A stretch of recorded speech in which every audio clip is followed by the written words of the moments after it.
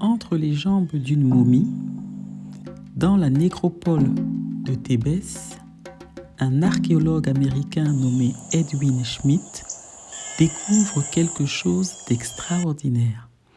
Un rouleau de papyrus de plus de 20 mètres de long, vieux de 3500 ans. Ce document allait devenir le plus ancien traité médical complet jamais découvert. Le papyrus Ebers. Il s'agit de 877 recettes de remèdes, 700 formules pour soigner les maladies.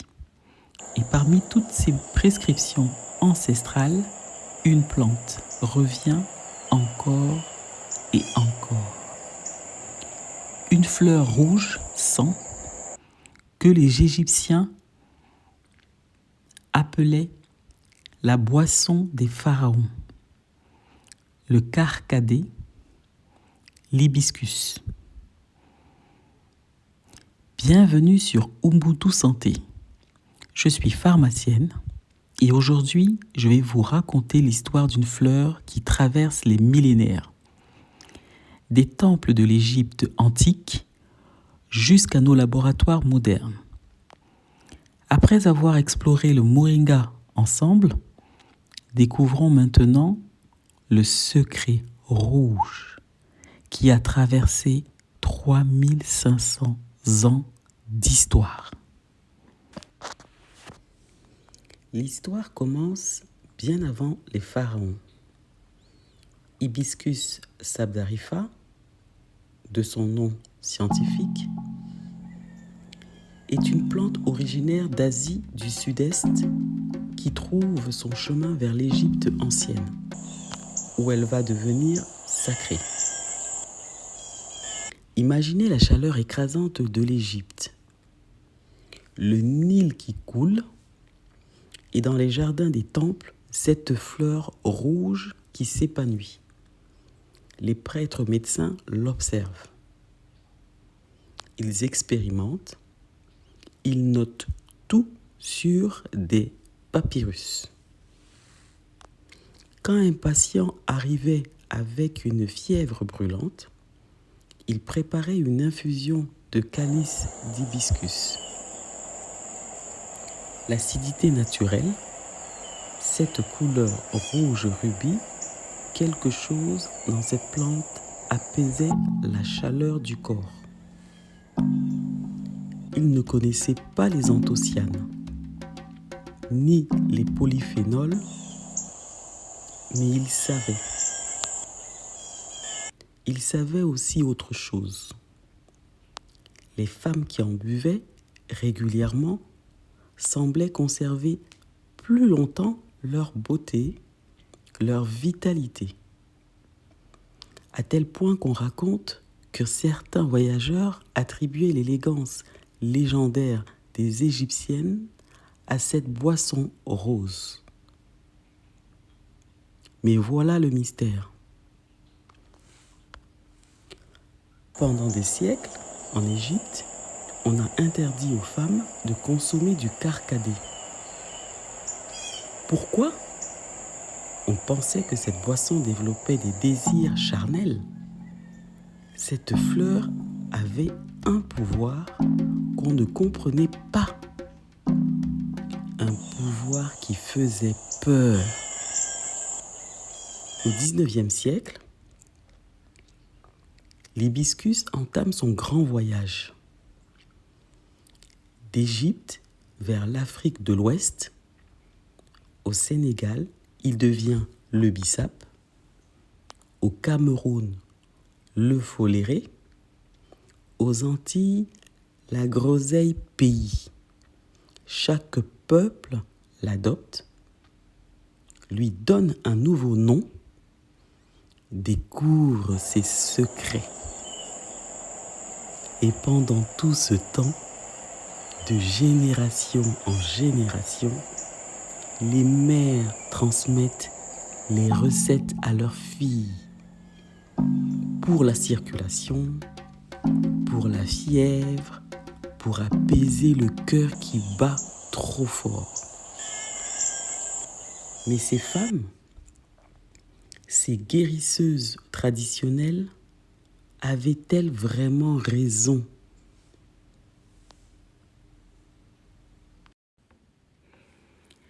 « 2010, laboratoire de Boston. Des chercheurs décident de tester cette légende vieille de 3500 ans.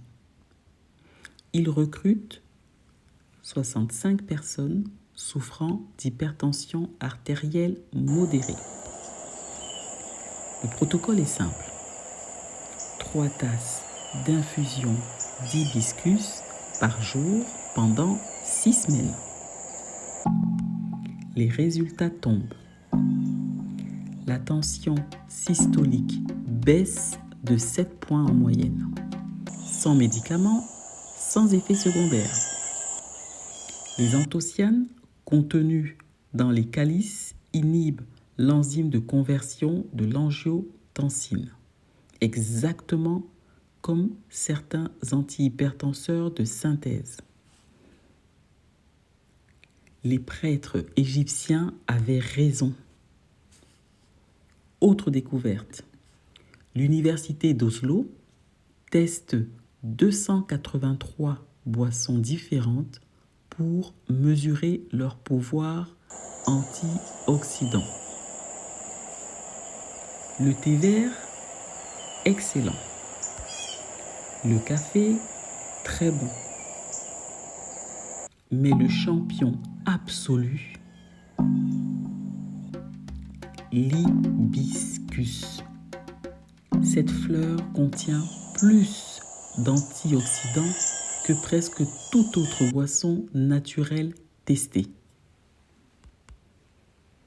Et les découvertes s'enchaînent. Réduction du mauvais cholestérol, protection du foie, effet diurétique naturel qui soulage les reins, régulation de la glycémie, action antibactérienne. Mais la vraie révélation, c'est le cœur. Cette intuition des anciens qui donnaient l'hibiscus pour calmer le cœur qui bat trop fort. La science moderne confirme. L'hibiscus améliore la santé cardiovasculaire de façon mesurable, quantifiable, reproductible. 3500 ans séparent le papyrus Ebers des laboratoires de Boston. Et pourtant, le message est le même. Cette fleur rouge protège le cœur. En tant que pharmacienne, voici ce qui me fascine. Nos ancêtres n'avaient pas de microscope, pas même de chromatographie, pas de méta-analyse, mais ils avaient l'observation, la patience, des générations d'expériences transmises. Alors oui, ils mélangeaient leurs remèdes avec des prières. Oui, ils attribuaient aux dieux ce qu'ils ne comprenaient pas. Mais le remède, lui, fonctionnait. Aujourd'hui, encore, au Sénégal, au Mali, en Égypte, on prépare l'hibiscus comme on l'a toujours fait. 2 cuillerées de calice séché dans une eau frémissante, 10 minutes d'infusion avec de la menthe fraîche et du citron. Cette recette simple traverse les siècles parce qu'elle fonctionne. Bien sûr, comme toute plante active, l'hibiscus demande des précautions. Attention, femmes enceintes. Il pourrait stimuler les contractions. Si vous prenez des médicaments pour la tension, parlez-en à votre professionnel de santé. L'hibiscus est puissant. Ce n'est pas un simple thé décoratif. Mais pour la majorité d'entre nous, 2 à 3 tasses par jour pendant quelques semaines, c'est un cadeau de santé extraordinaire, transmis à travers les âges. Des sarcophages des pharaons au laboratoire de Boston, du papyrus Ebers aux revues scientifiques, 3500 ans d'histoire sont contenus dans une simple fleur rouge. L'hibiscus nous enseigne quelque chose de profond. La sagesse ancestrale n'est pas en opposition avec la science moderne. Elle en est même le fondement. Ces guérisseurs d'autrefois posaient les bonnes questions. Ils observaient les bons signes. La science moderne ne fait que confirmer et expliquer ce qu'ils avaient déjà compris.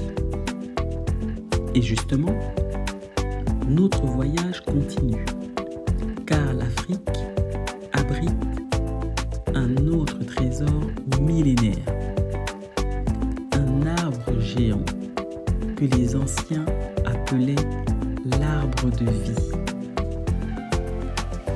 C'est un arbre tellement sacré que les légendes disent que les dieux l'ont planté à l'envers. Et ses secrets sont encore plus extraordinaires. Vous venez de découvrir le secret rouge des pharaons. Abonnez-vous pour découvrir le géant inversé de l'Afrique.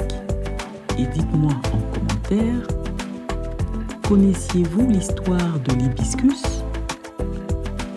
Sur Ubuntu Santé, nous explorons les ponts entre passé et présent, entre tradition et science, parce que je suis, parce que nous sommes. À très bientôt pour l'histoire extraordinaire de nos trésors africains.